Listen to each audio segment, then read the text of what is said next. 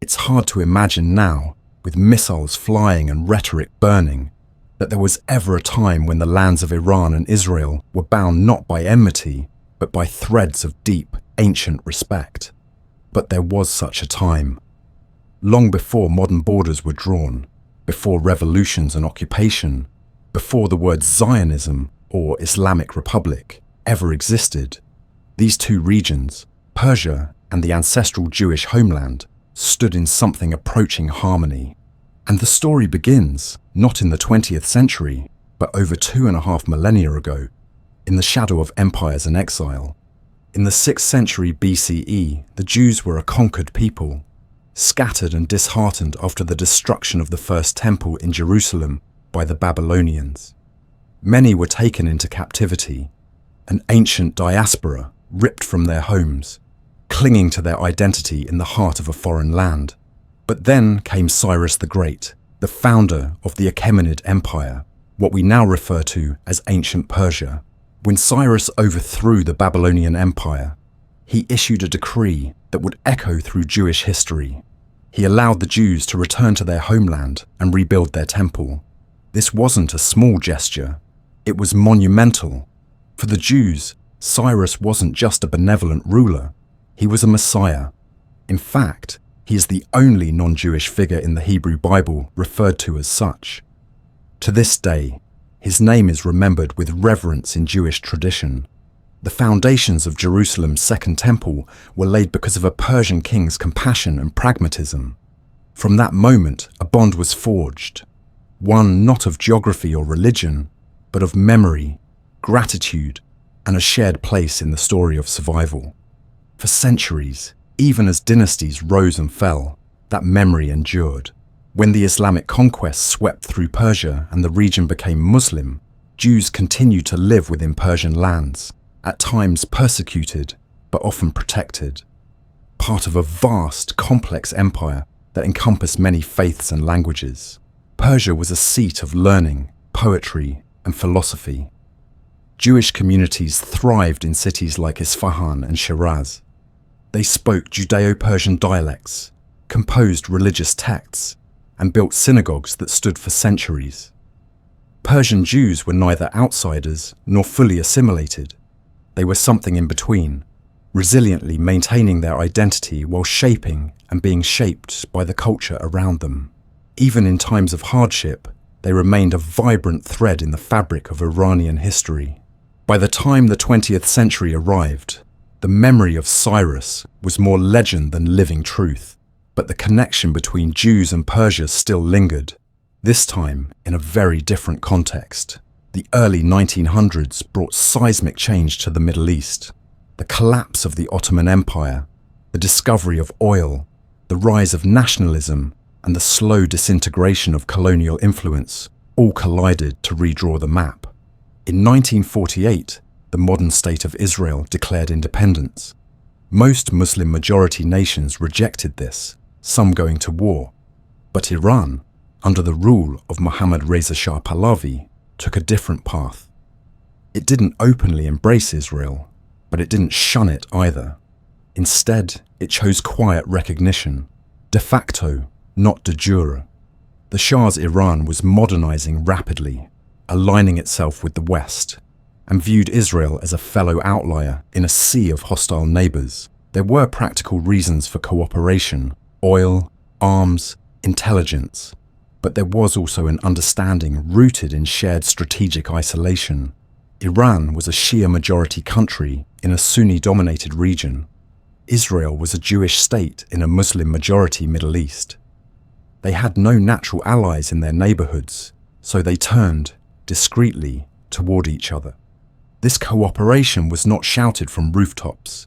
It was whispered through embassies, exchanged in cargo holds, and signed off in the backrooms of government buildings. Israel sold military equipment and training to Iran. In return, Iranian oil helped fuel the Israeli economy.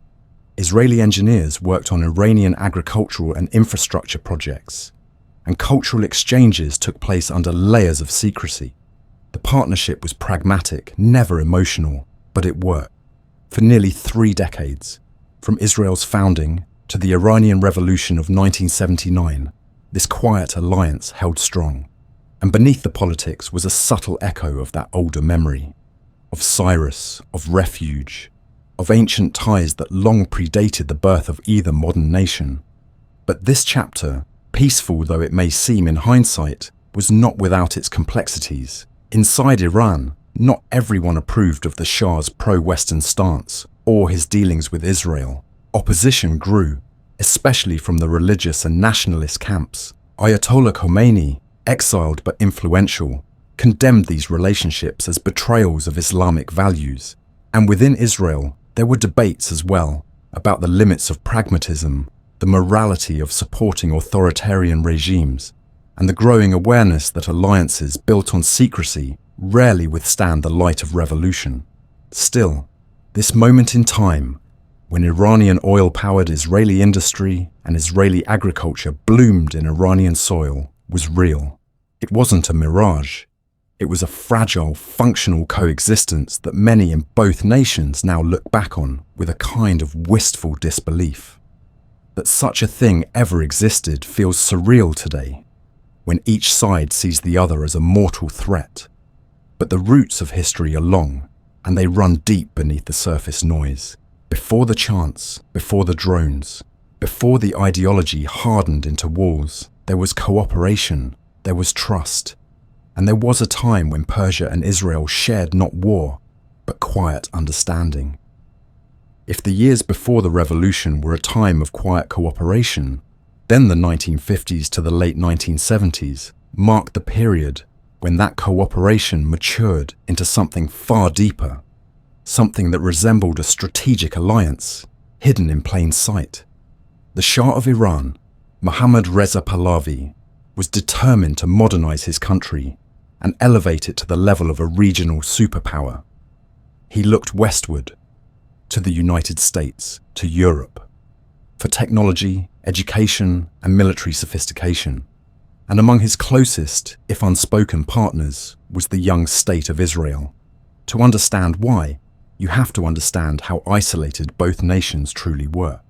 The Middle East was not a friendly place for either country. Israel, surrounded by hostile Arab nations, faced repeated wars and boycotts.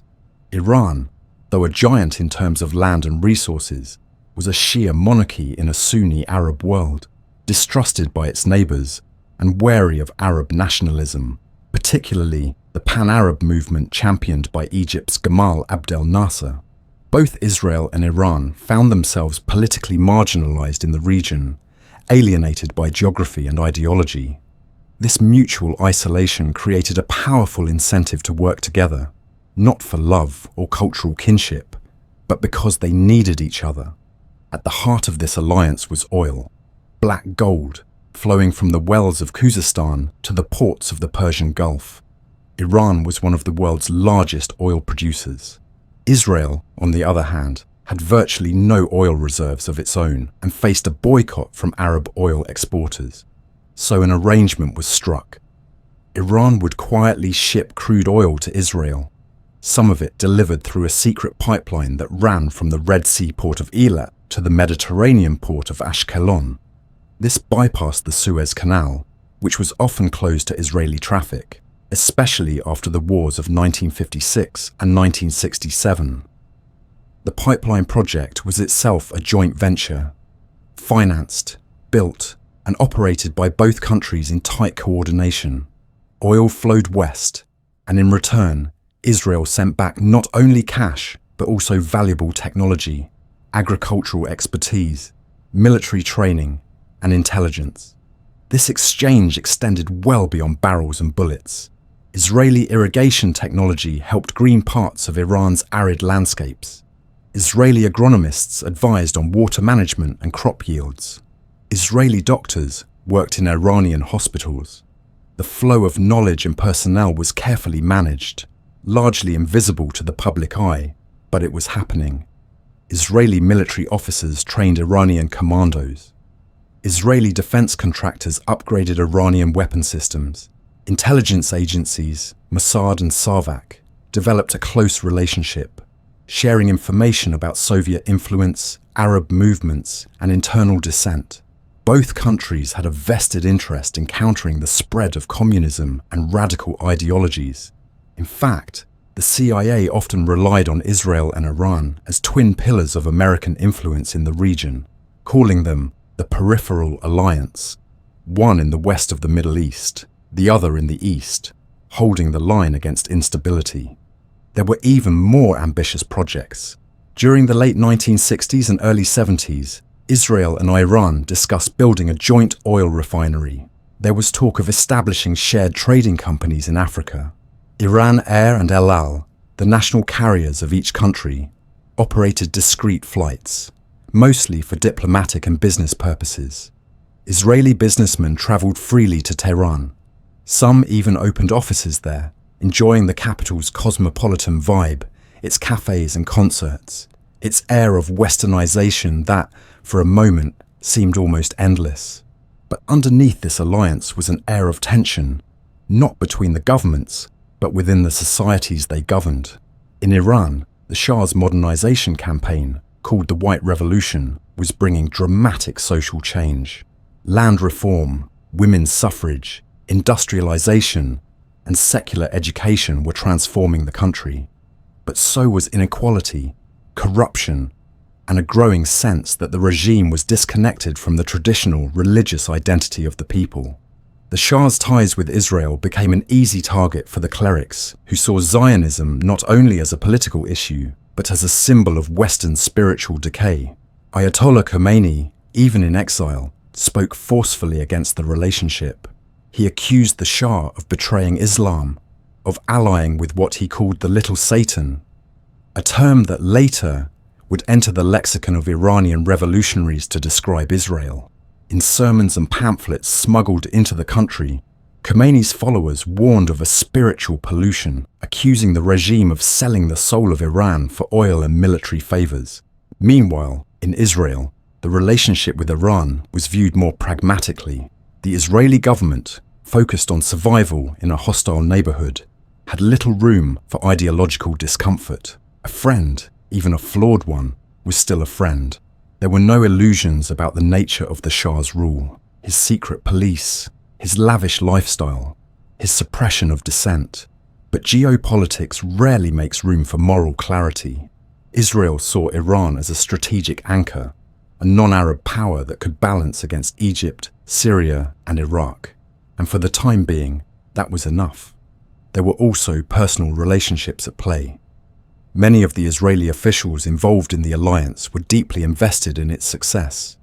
They had visited Iran, met with generals and ministers, and felt they were building something historic, perhaps even a new axis of modernity in the region. And on the Iranian side, the Shah himself was said to admire Israel's military resilience, its technological innovation, and its ability to turn desert into farmland. In his eyes, Israel represented a model of what Iran could become, a nation that, despite its size and adversity, had carved out power and prestige through sheer will and ingenuity. But history does not stand still. By the late 1970s, cracks had begun to appear, not in the alliance itself, which remained operational until the very last days, but in the world around it. Protests were swelling in Iran. The economy, while growing on paper, was straining under inflation and unemployment. The secret police's repression only fueled resentment. And the alliance with Israel, once useful, now became another point of contention, a symbol of the Shah's foreign loyalties. Religious leaders spoke louder. Students filled the streets. Something was about to give. The Israeli embassy in Tehran, once a hub of quiet coordination, began to feel less secure. Files were burned, travel was limited. The future that had seemed so secure, the pipelines, the partnerships, the silent handshakes, was unraveling. But in those final moments before the collapse, the relationship between Iran and Israel remained intact. Oil still flowed, weapons were still exchanged, projects still moved forward. Right up until 1979, when the streets of Tehran exploded with chants for revolution and cries of liberation, the alliance held. And then, in a matter of days, it was gone. The embassies were shut, the flights stopped. and everything that had been built over 3 decades of cautious cooperation vanished into history. But for those who remember it, for those who saw Iranian oil lighting Israeli homes, or Israeli engineers walking the streets of Shiraz, it was more than just a footnote. It was a time when enemies were not yet enemies, a moment of possibility lost to the turning of the world.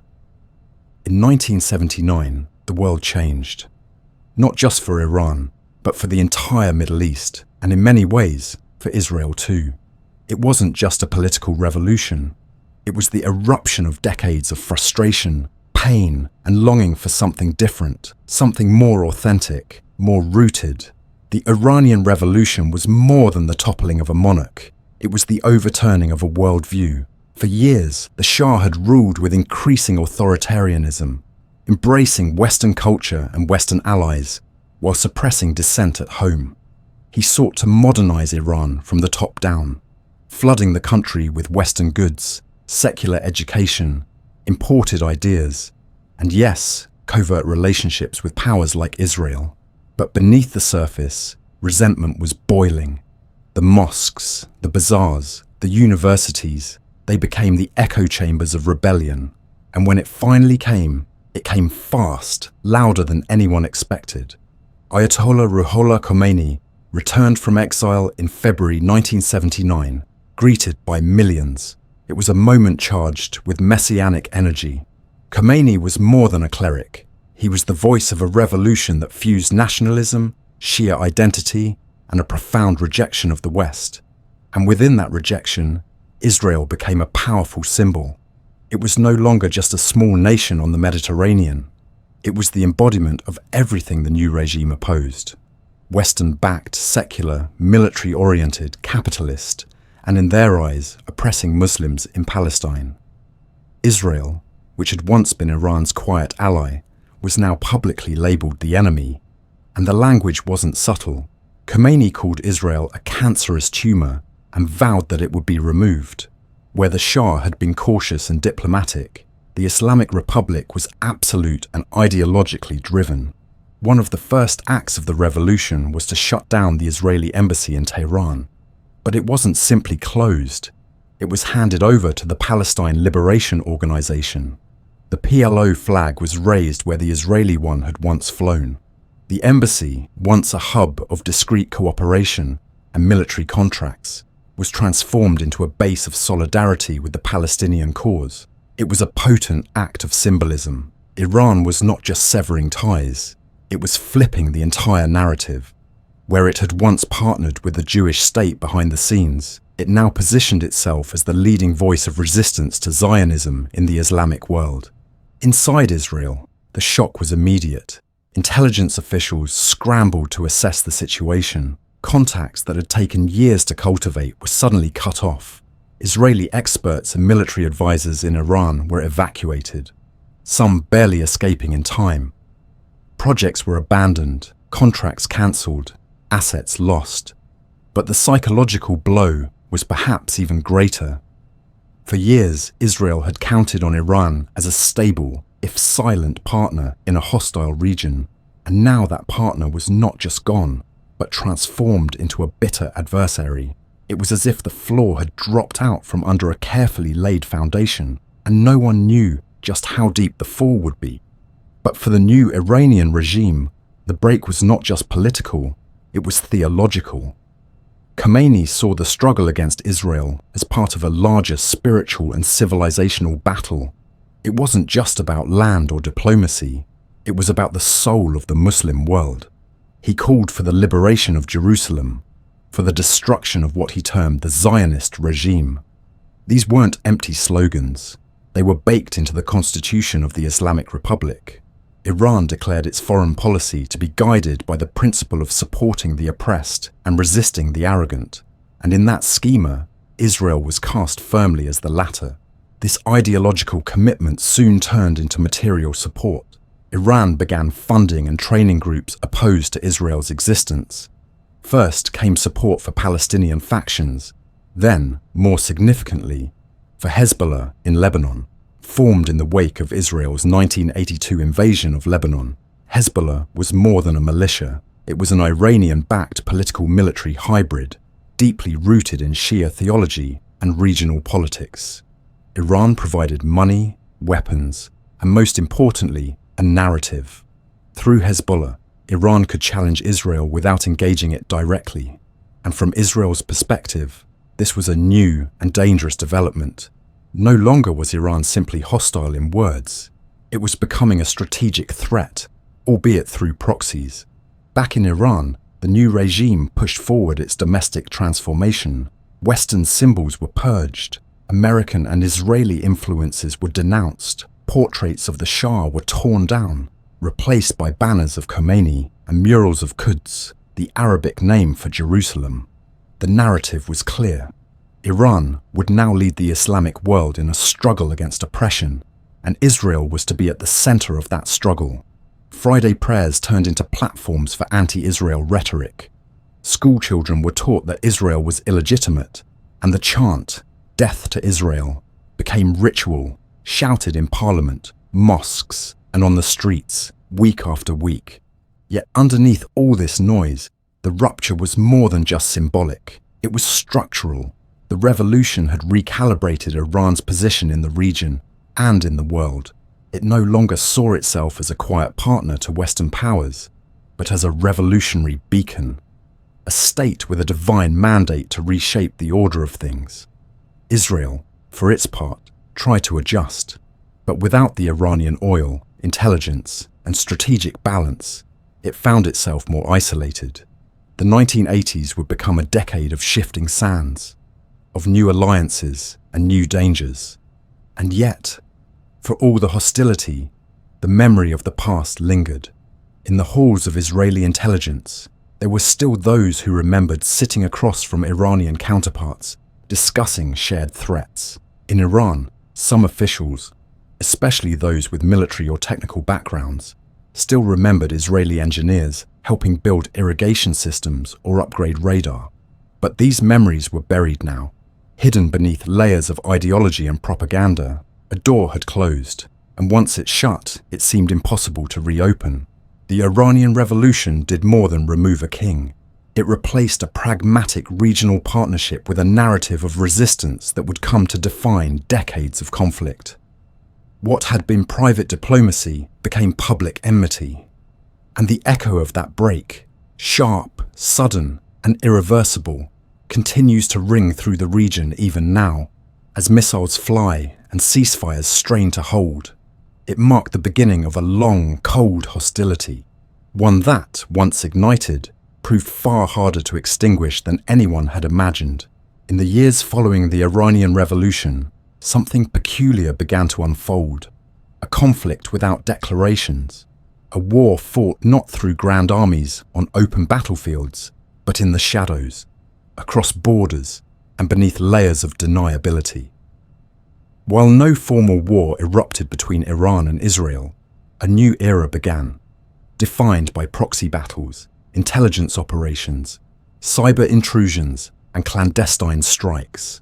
The two nations, now ideologically and strategically opposed, settled into a state of persistent hostility. It wasn't peace, and it wasn't exactly war. It was something in between, quiet, but relentless. A shadow war that would stretch across decades, touching cities and villages far from Tehran or Tel Aviv, shaping the region's trajectory in invisible but unmistakable ways. One of the earliest and most significant fronts in this hidden conflict was Lebanon. In the aftermath of Israel's 1982 invasion of Lebanon, designed to expel the PLO and secure Israel's northern border, a new force began to rise among the Shia population of southern Lebanon.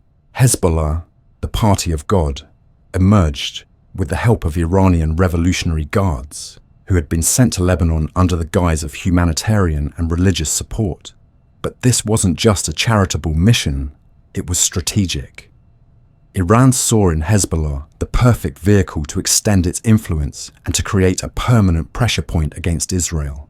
Hezbollah didn't just receive money and weapons, it received training, doctrine, and an identity rooted in Khomeinist ideology.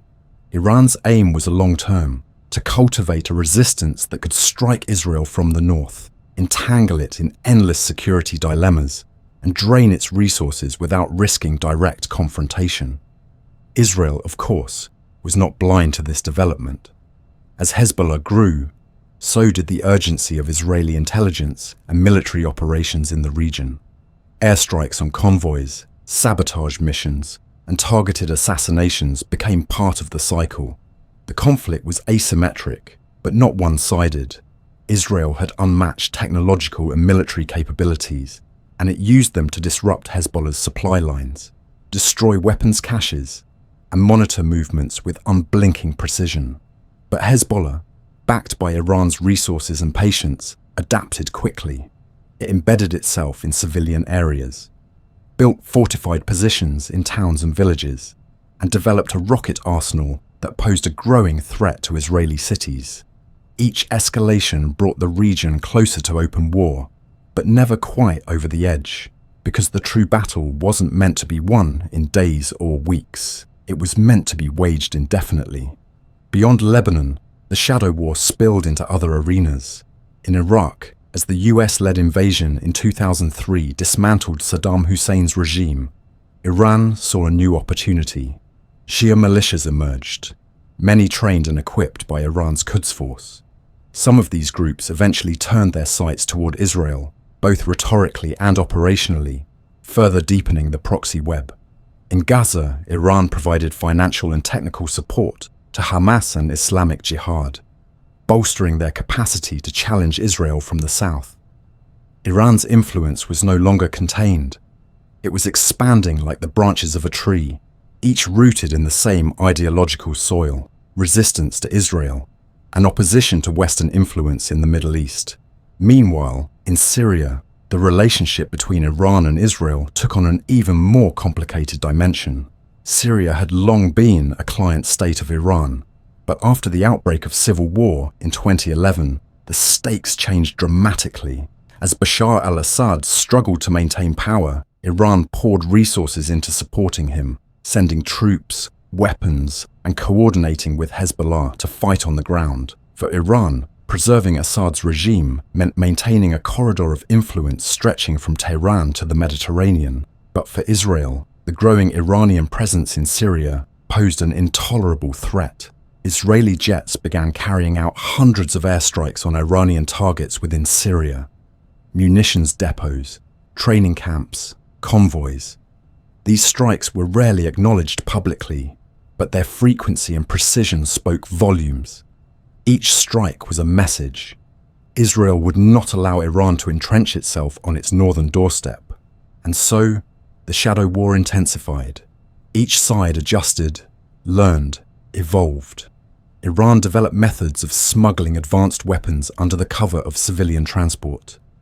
Israel invested in satellite technology, cyber tools, and artificial intelligence to stay one step ahead. Iran cultivated relationships with non-state actors who could operate without the restrictions of national borders or diplomatic consequences. Israel refined its doctrine of preemption, willing to strike before threats could materialize. The conflict moved into the digital realm as well, with cyber attacks becoming a new frontier. Iran targeted Israeli water infrastructure and government systems. Israel, in turn, launched sophisticated cyber operations, including the now famous Stuxnet worm, widely attributed to a joint Israeli-American effort that sabotaged Iran's nuclear centrifuges and set back its enrichment capabilities by years. But even as these blows were exchanged in silence, both countries maintained an outward posture of control. There were no official wars, no ambassadors, no public negotiations, just silence. Beneath that silence, however, lay an ongoing battle of attrition, waged with drones, data, and deniability. Civilians often remained unaware until an explosion lit up the night sky in Damascus, or a cyber outage rolled through an Israeli city. And while the politicians offered defiant speeches, it was the operatives, engineers, and strategists who carried the real weight of this quiet war. This is what made the Shadow War so different from the traditional conflicts of the past. There were no front lines, no tanks rolling across borders, Instead, it was defined by uncertainty, by the fear that the next explosion might not be distant, but close, that a computer virus might not just crash a reactor, but poison a water supply, that a drone seen overhead might not be surveillance, but something far more lethal. The battlefield had changed, the rules had changed, but the stakes remained the same: existence, deterrence, survival. For Iran, the shadow war allowed it to challenge Israel without risking direct retaliation on its homeland, to support the Palestinian cause, without inviting an airstrike on Tehran. For Israel, it allowed containment, the ability to degrade threats before they matured, to stay one step ahead in a game where falling behind could mean destruction. But the longer this game went on, the more entrenched it became. Each side built systems, doctrines, entire institutions around managing the other, and slowly, quietly, the shadow war became the new normal. It's easy to forget that wars don't always begin with sirens and declarations. Sometimes they unfold over decades, invisible to most, but relentless in their impact.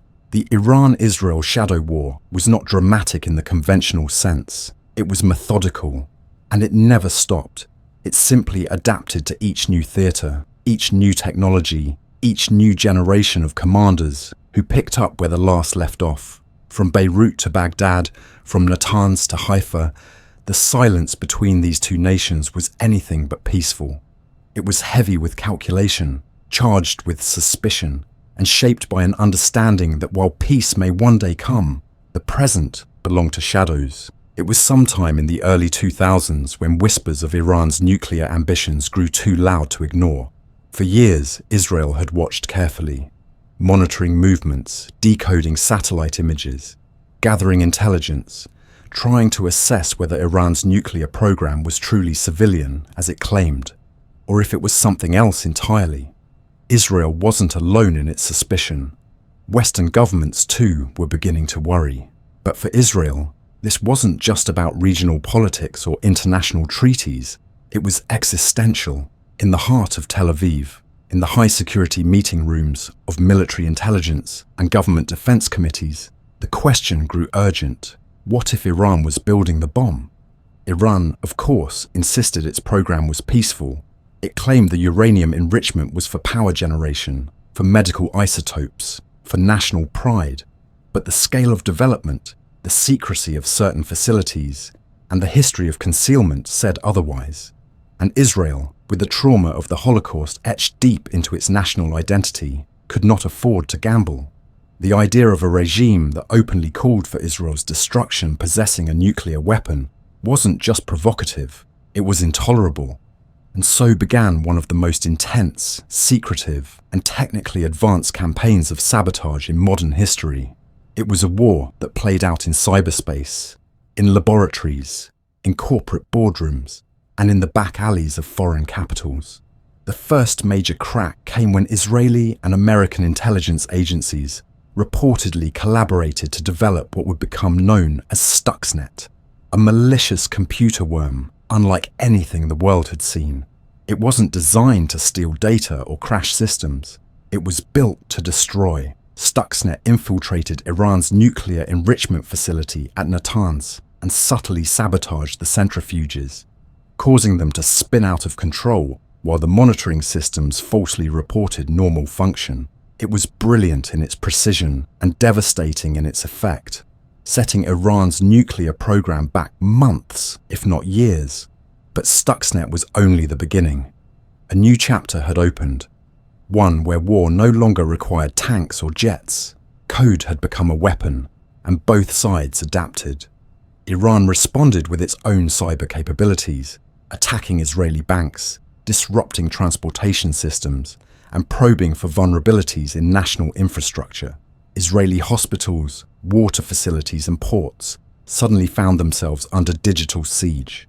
There were no smoking craters, no collapsing buildings, but the psychological impact was just as real. It was a different kind of fear, quiet, creeping, hard to trace, and almost impossible to defend against entirely.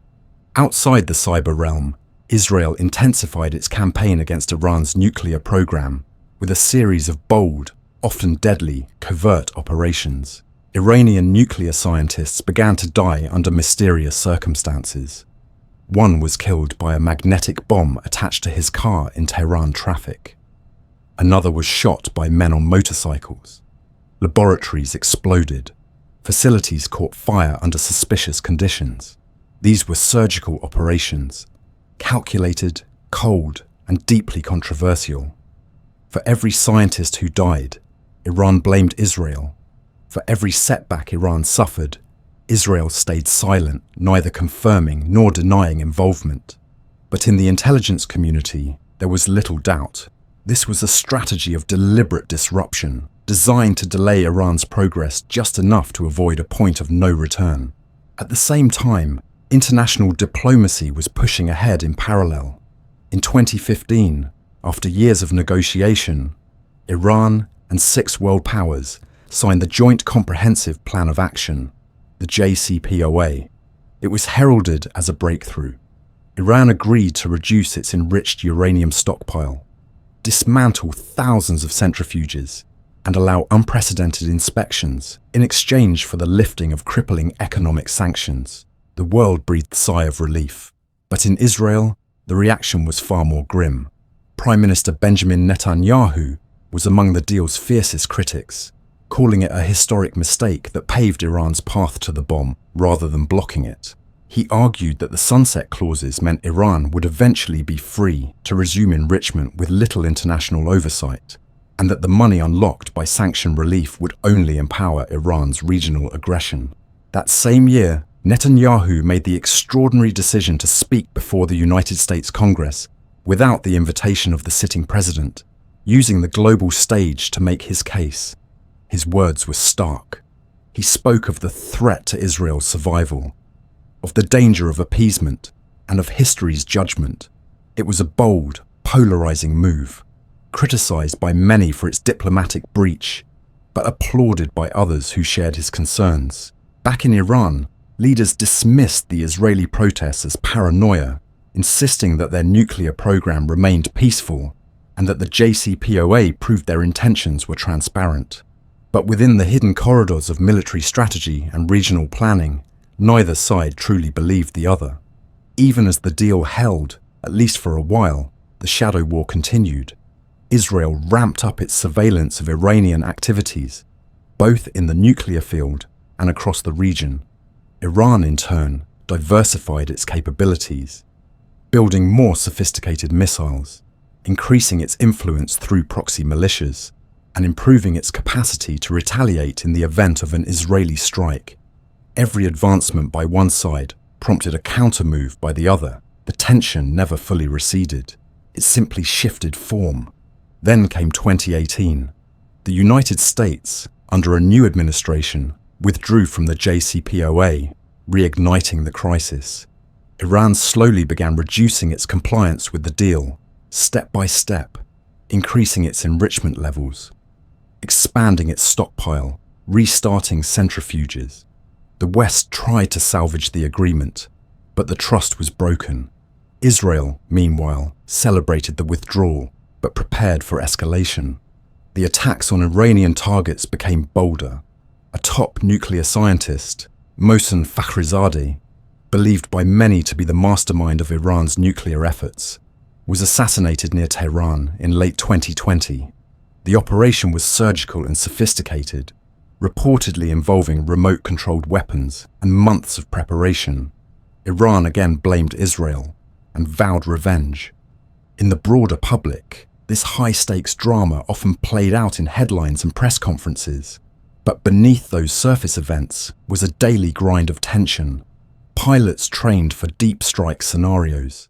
Scientists raced against sabotage. Hackers hunted for vulnerabilities. The war had no clear front, no set beginning, and seemingly no end. It was a contest of endurance and ingenuity, and both nations, in their own way, believed that survival depended on never blinking first. In Israel, the fear of a nuclear Iran remained constant. A fear not just of destruction, but of deterrence. A nuclear-armed Iran, even if it never launched a missile, could embolden its proxies, shift the regional balance, and place unbearable pressure on Israeli security. In Iran, the perception was reversed. Leaders argued that nuclear capability was essential to defend against constant threats, to deter aggression, and to assert sovereignty in a world where regime change was never off the table. And so, even as diplomats talked and journalists speculated, the game beneath the surface continued, a game where timelines mattered, where every delay could shift the balance, where every breakthrough could trigger a crisis. The nuclear question had become the central axis of the Iran-Israel conflict, and while missiles had yet to fly between their capitals, the quiet destruction, the sabotage, the assassinations, the malware, was proof enough that the war was very much alive.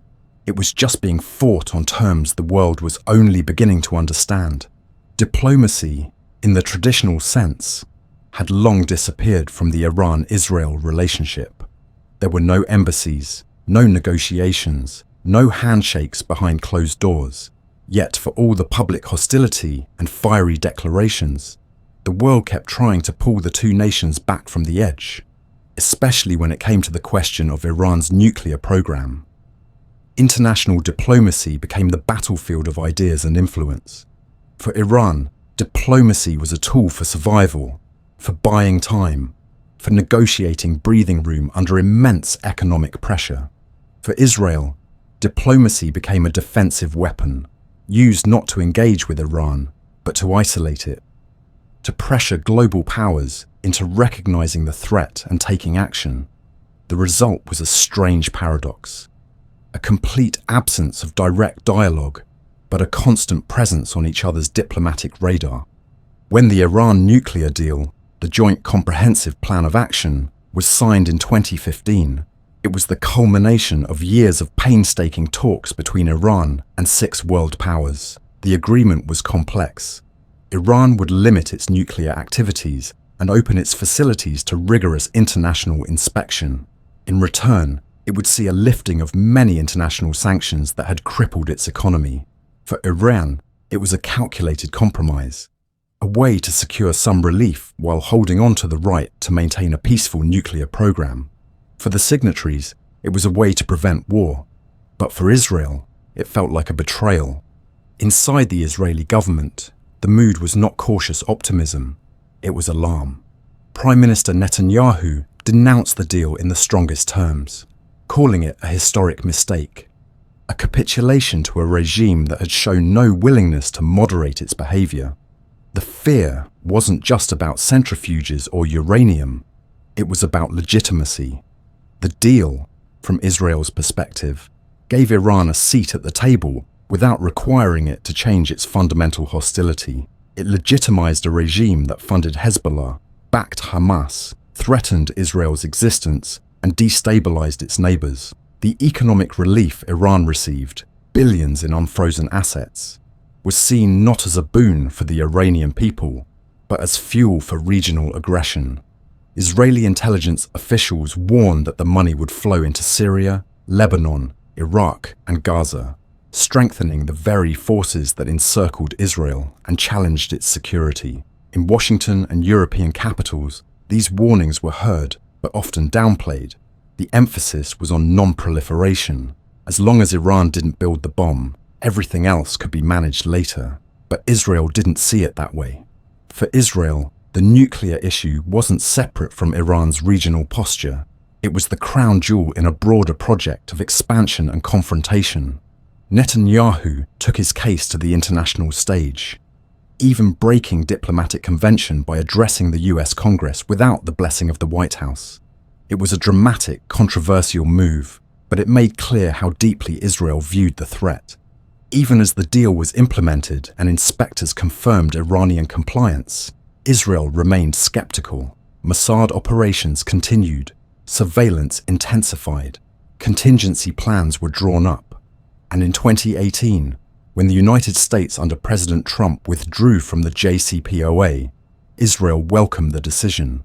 Sanctions snapped back into place. Iran's economy took another hit, but with the deal unraveling, Iran began to walk back its commitments, enriching uranium beyond agreed limits, installing advanced centrifuges, and reducing access to inspectors. The careful structure of the agreement began to collapse, and with it, whatever slim stability had existed. While the world debated whether the deal could be saved, something else was happening, something quieter, and in some ways more permanent. Israel was entrenching its policy of active disruption. It wasn't just reacting to threats, it was proactively shaping the battlefield. Inside Syria, Israeli jets carried out wave after wave of airstrikes on Iranian positions and weapons convoys. In Iraq, unexplained explosions rocked arms depots connected to Iranian-backed militias. In the Red Sea, mysterious attacks on ships linked to Iran raised new tensions. This wasn't a war in the traditional sense. It was a strategy of persistent containment designed to limit Iran's reach and capabilities without triggering full-scale conflict. Each strike was carefully calculated, enough to delay and damage, not enough to provoke a direct response. Iran, in turn, adapted its tactics. It hardened its infrastructure, diversified its smuggling routes, deepened its partnerships with proxy forces. Diplomacy, for Iran, remained a card to be played when pressure mounted too high. Iranian officials spoke of willingness to return to the negotiating table, sometimes sincerely, sometimes as a way to ease isolation. European diplomats struggled to keep talks alive, while Israel worked behind the scenes to ensure that any future deal would include stricter terms, longer timelines, and broader coverage of Iran's missile program and regional behavior. The debate wasn't just technical, it was ideological. Could Iran be integrated into the global system without changing its fundamental nature? Or was that nature so rooted in opposition to Israel in the West that any deal would always be temporary and fragile? Even as formal diplomacy moved in fits and starts, informal channels buzzed with activity. Intelligence agencies traded information. Cyber teams hunted for backdoors and vulnerabilities. Defense planners analyzed every statement, every satellite image, every enrichment report. The lack of open communication didn't mean there was no engagement, just that it was happening in a different language, through different means. Every round of talks in Vienna or Geneva was shadowed by explosions in Damascus, by assassinations in Tehran, by drone flights over Beirut. Each side used its own form of diplomacy, one through negotiations, the other through sabotage. The world watched, hoping for compromise, but beneath the surface, the Cold War ground on. As the 2020s progressed, the situation grew even more complex. The Iranian public, suffering under sanctions and inflation, pushed for economic relief. The Israeli public, increasingly aware of Hezbollah's growing missile arsenal, demanded security. Politicians in both countries used the conflict for domestic leverage, painting the other side as the root of all danger.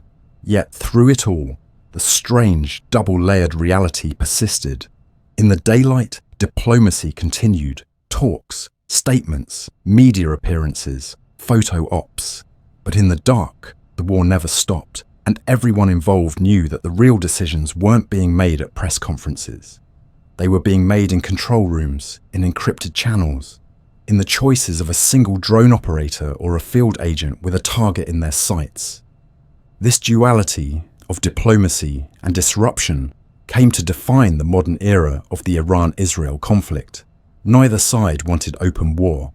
Neither side wanted to be the one to light the match that could burn the region down. But neither side was willing to stop. Each action was a message. Each pause was tactical. The hope of a lasting diplomatic resolution remained, but it was increasingly clear that neither diplomacy nor force alone could bring peace.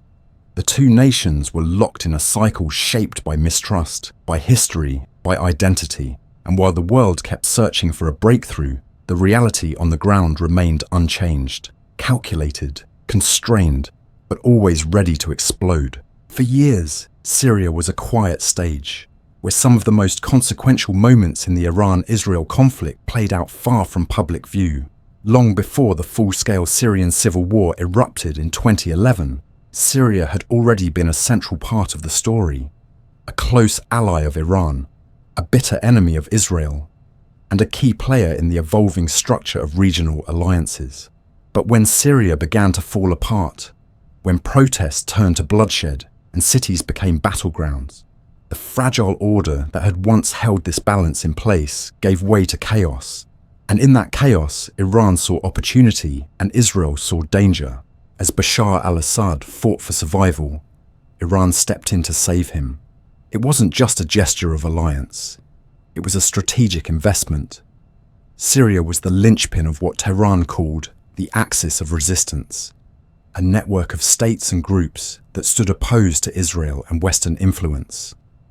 Lebanon's Hezbollah, Iraq's Shia militias, Yemen's Houthi rebels, and Syria's Alawite regime were all pieces of a larger puzzle, tied together with Iranian resources, ideology, and command structures. Assad's fall would have snapped that chain. It would have severed Iran's overland route to Lebanon. So Iran poured in everything it had: money, weapons, Revolutionary Guard forces, and proxy fighters recruited from as far away as Afghanistan and Pakistan. For Israel, this was a red line. The collapse of Syria into Iran's orbit, the establishment of permanent Iranian bases just across the border, and the flow of advanced weaponry to Hezbollah. These developments were not hypothetical threats, they were immediate. And so, while the world focused on the horror of Syria's civil war, on chemical attacks, on refugee crises, on battles between rebels and regime, Israel began its own quiet campaign, one of the most expansive, sustained military operations in its modern history, conducted entirely in the shadows. Airstrike after airstrike began to pound targets inside Syria. Some were aimed at convoys, trucks ferrying precision-guided missiles from Iran through Iraq and Syria into the hands of Hezbollah. Others struck warehouses, drone assembly lines, air defense systems, and command centers. Every time Iran tried to establish a foothold, Israel moved to push it back. These were not symbolic actions. They were preemptive, surgical, and deeply calculated. Israel wasn't waiting to be attacked. It was reshaping the battlefield before the first shot could be fired.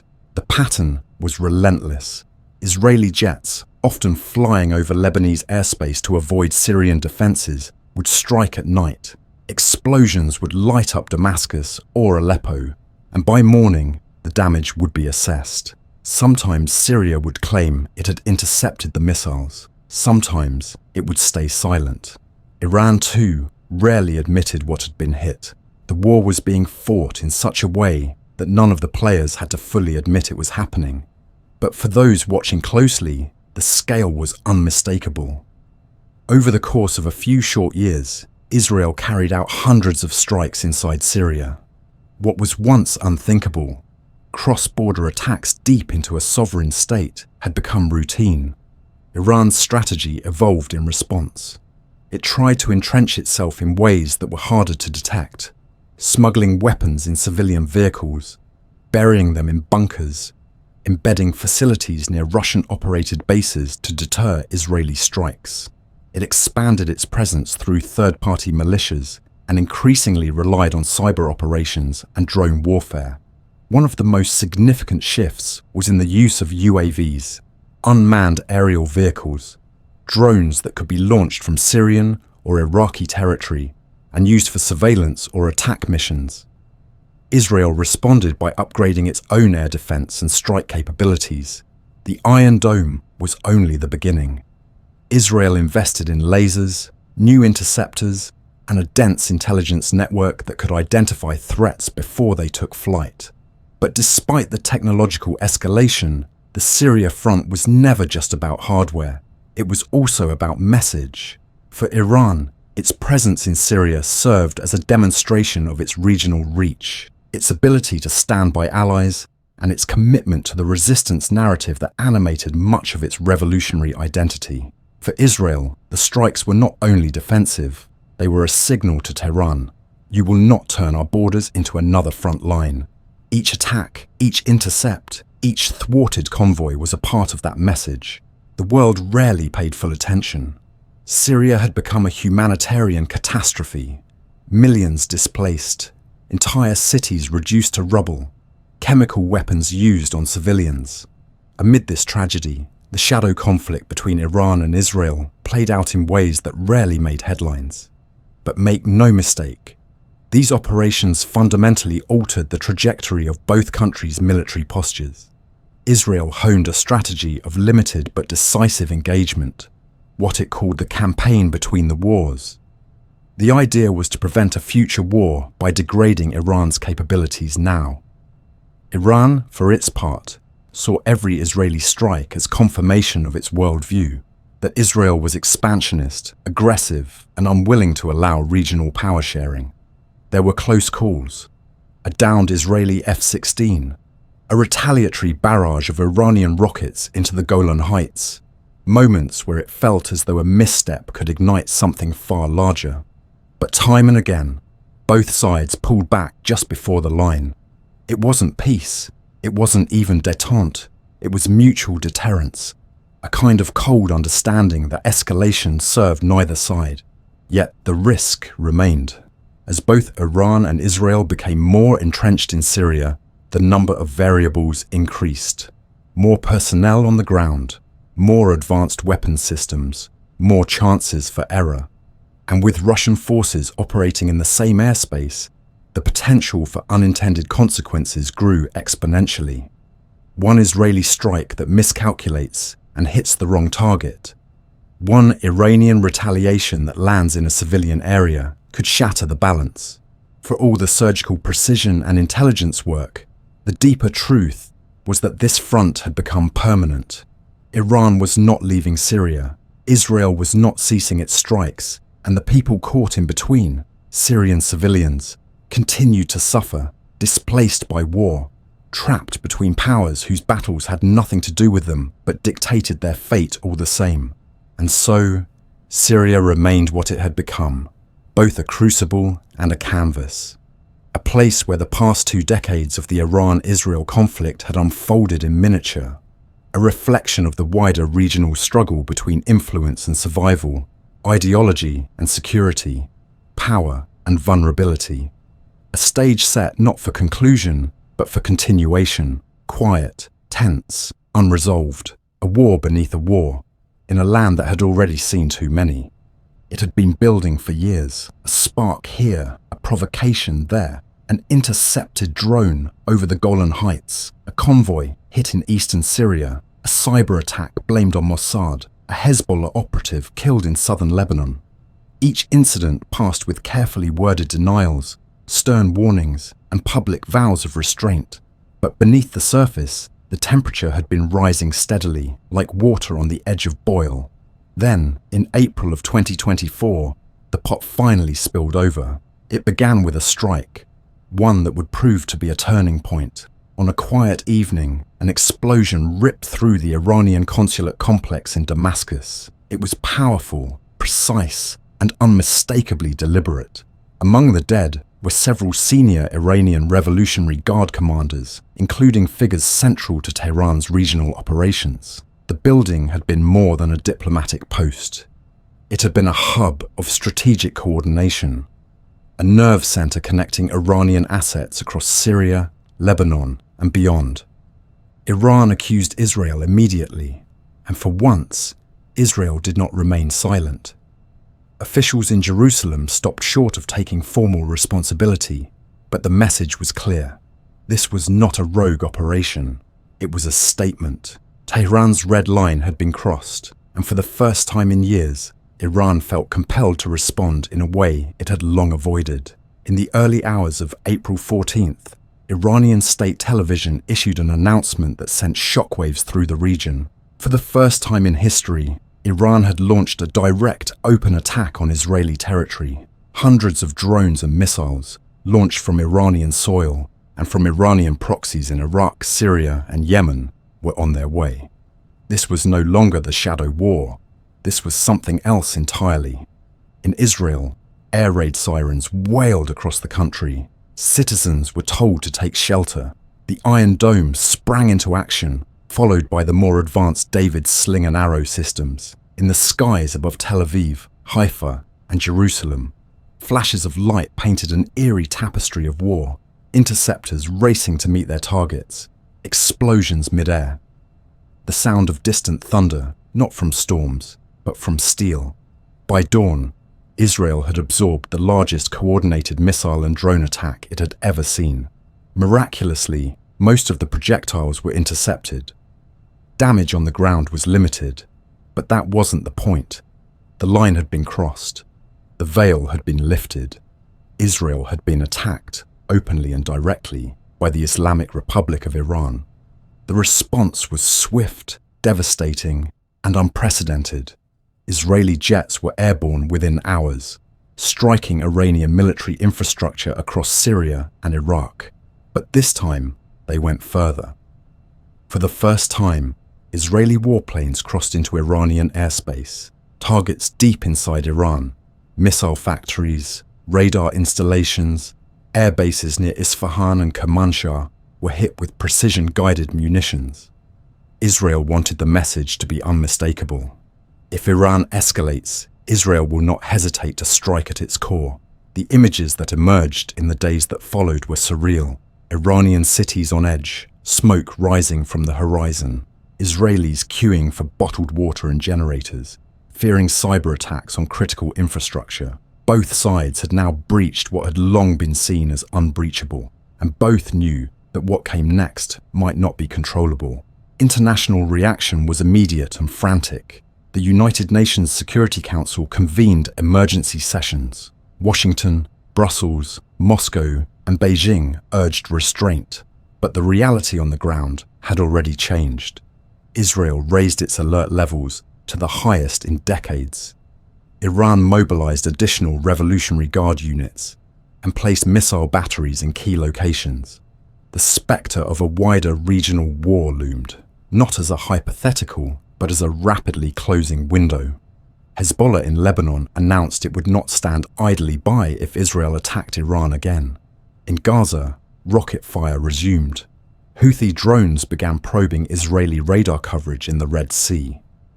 Iraq's pro-Iranian militias threatened American bases. The conflict had begun to ripple outward, its consequences no longer limited to the original actors. In the days that followed, retaliatory strikes continued, but now with a more careful cadence. Iran launched a second, smaller wave of drones, many of which were intercepted, some of which hit military infrastructure in the Negev. Israel responded with cyber attacks, temporarily disabling sections of Iran's railway network and communications grids. There was no declaration of war from either side, but it no longer mattered. The war, for all intents and purposes, was already happening. Not in full, perhaps, but enough to make the entire region feel as though it had stepped into a new chapter. The old rules, the understandings that had kept the violence limited, contained, manageable, were no longer reliable. Everyone knew it, and yet, even in the midst of this escalation, both Iran and Israel appeared to recognize something sobering. Neither side wanted total war. For Israel, a prolonged regional conflict would mean missiles falling daily, an economy crippled, civilians in bunkers for weeks. For Iran, it would mean catastrophic airstrikes, the risk of American involvement, internal unrest, and economic ruin. So, after the initial blows, both sides stepped back. Slightly, not fully, not with any formal agreement. A space began to form between the attacks. Not peace, not even a ceasefire yet, but a pause. The world held its breath. Diplomats travelled urgently between capitals. Back-channel messages were exchanged. Conditions were explored, lines clarified, ultimatums delivered. Neither side wanted to blink, but both understood that if they didn't, everything could spiral. That moment, midway through April 2024, became the new reference point in the long conflict between Iran and Israel. Before April, the war had lived in the shadows, in whispers and nods. After April, there could be no more pretending. The shadow war had become real, and both nations had tested the limits of what they could endure. It had taken decades of silent hostility to reach that point. One strike in Damascus had lit the fuse, But the powder had been accumulating for years. The question now was whether the fire could be extinguished or whether it would find fresh tinder and consume the entire region. For now, the skies had quieted, but the silence was strained like a held breath. Everyone knew it might not last. And for those who lived through those weeks, for those who ran to shelters in Tel Aviv, who watched air defenses light up the skies over Isfahan, who listened to their radios late into the night, wondering what would happen next, it became clear that the conflict had entered a new era. There would be no going back. Not to diplomacy without mistrust. Not to a shadow war without memory. Everything was exposed now. And once war has stepped into the light, it does not easily return to the dark. As of June 24th, 2025, the guns have fallen silent, at least for now. A ceasefire, fragile and temporary, holds between Iran and Israel after months of tension, destruction, and unprecedented military exchange. It came not from trust, not from understanding, but from exhaustion and the intense, urgent pressure of international diplomacy. The world, weary of watching two ancient and proud civilizations careen toward catastrophe, demanded a pause. And for the time being, the two adversaries, locked in bitter opposition for over 4 decades, have agreed to stop firing. But there is no illusion on either side that peace has arrived. The ceasefire is not an ending. It's an intermission, one whose duration no one dares predict. The days leading up to the ceasefire were tense in ways that words barely capture. Both nations had absorbed blows they hadn't seen in generations. Iran's infrastructure had suffered under surgical Israeli strikes. Air bases, missile factories, radar installations, and Revolutionary Guard depots were reduced to scorched earth in a matter of days. Meanwhile, Israeli cities had endured the highest alert levels in their history, with thousands of civilians spending nights in bomb shelters, as missiles and drones tested the limits of Israel's famously advanced defense systems.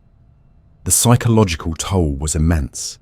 Even though Iron Dome and its companions intercepted the majority of projectiles, the fear was constant and heavy, a weight pressing down on daily life. In both countries, ordinary people, families, children, elders, found themselves caught in the throes of a conflict they did not choose but could not avoid. The ceasefire was brokered, not with fanfare, but with frantic behind-the-scenes negotiations. Switzerland, Oman, and Qatar played key roles, relaying messages between Tehran and Jerusalem through indirect channels. Russia and China leaned on Iran, warning that continued escalation might bring consequences they couldn't afford. The United States applied its own quiet but firm pressure on Israel, urging it not to push too far, to stop short of dragging the region into a war with no end. And slowly, reluctantly, the two sides stepped back, not with mutual recognition, but with mutual calculation. The timing was deliberate. Iran's economy teetered under renewed sanctions and the cost of war. Israel, though militarily dominant, faced growing international isolation and a mounting sense of domestic unease. The math pointed toward pause, so they paused. The terms of the ceasefire remained deliberately vague. There are no formal commitments, no public agreements, only an understanding. Iran will cease direct and proxy attacks on Israeli territory. Israel will halt strikes deep into Iranian soil. No one admits fault. No one claims victory. There are no smiles, no handshakes, just silence. And in that silence, the region begins the uneasy work of assessing what has changed. What's clear is that the balance has shifted. Iran crossed a threshold by attacking Israel directly for the first time, but it paid a high price.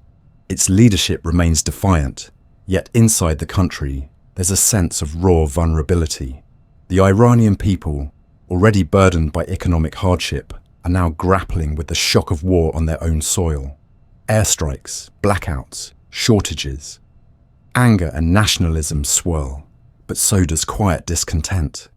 Not everyone supports confrontation with Israel. Many question the cost. Many wonder what was gained. In Israel too, the cost of conflict was more than material. The attacks confirmed what Israeli officials had long warned, that Iran was willing and capable of targeting the homeland directly. This revelation has hardened public opinion and political resolve. The national debate is shifting. Questions are being asked not just about how to deter Iran, but whether it can ever truly be deterred without regime change. The center of gravity in Israeli politics is moving. More hawkish voices are rising, and the security establishment is already working under the assumption that this ceasefire may only buy a few months, maybe a year, before the next escalation. But beyond strategy and politics, something more human is happening across both societies. There's fatigue, there's sorrow, there's the weight of knowing how close they came to a larger war, how thin the line was between a campaign of airstrikes and an open regional conflagration. In Iran, families search for missing loved ones, power grids remain unstable, and rebuilding has only just begun. In Israel, there are funerals, memorials, emergency drills, and an anxious kind of gratitude that the worst-case scenarios didn't materialize this time. Across the region, the ceasefire has cast a long shadow. Hezbollah, chastened but not disarmed, remains quiet for now. Hamas in Gaza is regrouping. Iraqi militias aligned with Iran have paused their provocations. But this isn't peace. It's coordination. Everyone is waiting to see what comes next. The Middle East has entered one of those strange, suspended moments. A calm not born from reconciliation, but from the exhaustion of conflict. And in that calm, there's a sense that the storm hasn't passed. It's only moved slightly offshore. World leaders have called for a new diplomatic initiative, some kind of process that could diffuse future confrontations. Ideas are floated, returning to a modified nuclear deal, establishing a regional security framework, even indirect dialogue through intermediaries. But the trust deficit is enormous. Neither Iran nor Israel sees the other as a partner. At best, they see each other as permanent rivals. At worst, they see each other as existential threats that must be neutralized. And between those two views, there's little room for lasting compromise. Still, history has strange patterns. Sometimes, the longest silences come after the loudest violence. Sometimes, weariness becomes the seed of restraint. It's too early to tell whether this ceasefire will mark the start of something new or simply serve as a brief pause before the next round. But what's undeniable is that the mask of ambiguity is gone. Iran and Israel are now in open confrontation. The world has seen it, their own people have lived it, and both nations must now navigate a future where their rivalry is no longer just in the shadows, but fully exposed under the harsh light of reality. For now, the skies are clear. Children in Tel Aviv return to school. Traders in Tehran reopen their shops. Drones are grounded. Missiles are locked away. But everyone, absolutely everyone, knows this is not the end. It is only the breath before the next sentence. A fragile lull. And behind every quiet morning lies the memory of the sirens, the fire, the long nights of waiting, and the questions that still have no answers. If there is one thing that the story of the Iran-Israel conflict makes painfully clear, it is that time does not heal all wounds, at least not without effort. This isn't a story of sudden violence or momentary misunderstanding. It's the story of a fracture that has widened slowly, year by year, across generations. A slow-burn conflict shaped by revolutions, ideology, paranoia, and power. A rivalry that has evolved through every imaginable form of confrontation: diplomatic isolation, proxy warfare, cyber attacks, assassinations, missile barrages, and finally, direct military strikes. It is a story marked by missed chances, hardened identities, and quiet moments of proximity that, had they been nurtured differently, might have changed everything. The long view forces us to look at what lies beneath the surface, before the slogans, before the threats, before the missiles and the deals and the denials. There was something older, shared space in ancient empires, mutual respect between peoples, cultural memory that is richer and more complex than any modern border suggests. It's easy to forget that Jewish life flourished in Persia for centuries, that Iranian Jews still speak their own dialects, that the Book of Esther unfolds in the very heart of what is now Iran. These threads of connection didn't simply vanish when the Islamic Republic came to power. They were buried beneath politics, beneath fear, but not erased. There's something deeply human in the way the two nations reflect each other. Both see themselves as surrounded. Both view their survival as non-negotiable. Both carry historical trauma, the Holocaust for Israel, colonial occupation, and external manipulation for Iran. Each has built a national story centered on resilience, on standing alone if necessary, on never letting their guard down again. And so, they meet not just on battlefields, but in psychology. They fear what the other might become, not because they don't understand each other, but because, perhaps in some uncomfortable way, they do.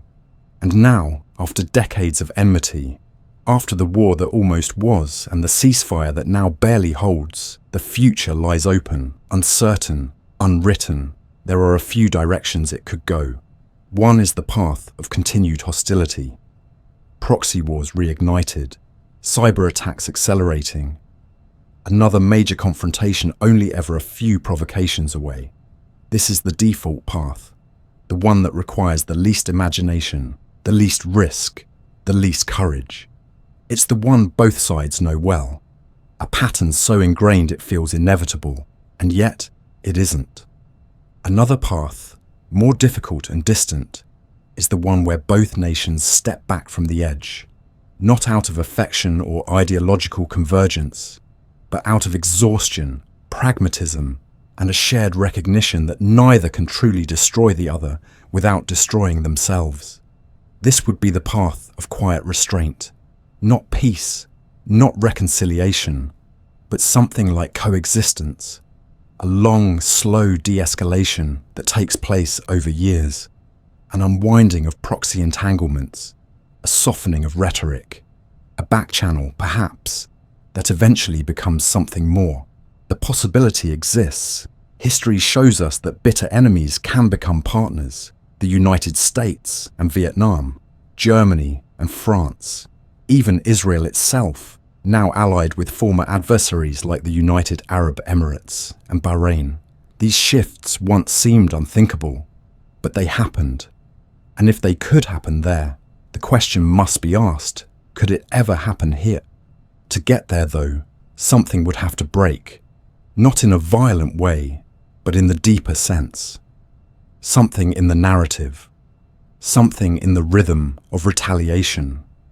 Perhaps it would be a new generation of leaders, less shaped by the traumas of the past. Perhaps it would be the weariness of a public that simply can't bear another war. Perhaps it would be some moment of unlikely empathy, an earthquake, a humanitarian crisis, a shared enemy that reminds both sides of their common humanity. History is full of moments where the unlikeliest bridges were built on exactly such events. But even if that day never comes, even if hostility defines the relationship for another generation, the story must still be told. Because understanding history is itself a kind of resistance.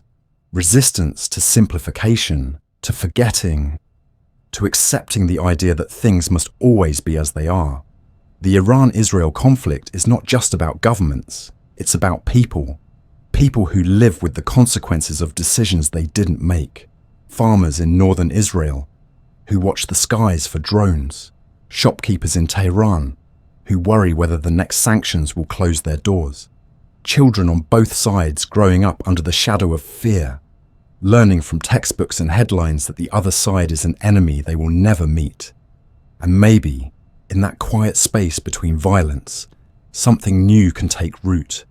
A conversation, a recognition, a moment of doubt in the certainty of hatred. Maybe it begins in a classroom, or a poem, or a protest. Maybe it never makes the news. But that's how change often begins. Not with declarations, but with whispers. Tonight, the skies over Iran and Israel are calm, but the air is still thick with memory, with tension, with all the things left unsaid. The ceasefire may last another week, another year, or collapse by morning. No one can say, but while it holds, even as both sides prepare for the next round, we are allowed, just briefly, to imagine a different future. One where history does not have to repeat, where the weight of the past becomes something to learn from, rather than something to endlessly avenge. And so we end not with certainty, but with possibility. Not with peace, but with the hope that peace, however distant, is not impossible. That after so many decades of silence, noise and shadows, something new might yet begin. That even enemies who have stood on opposite ends of a divide for generations can one day, somehow, step away from the brink. And that in the stillness of this moment, however fleeting, that future is already beginning to whisper,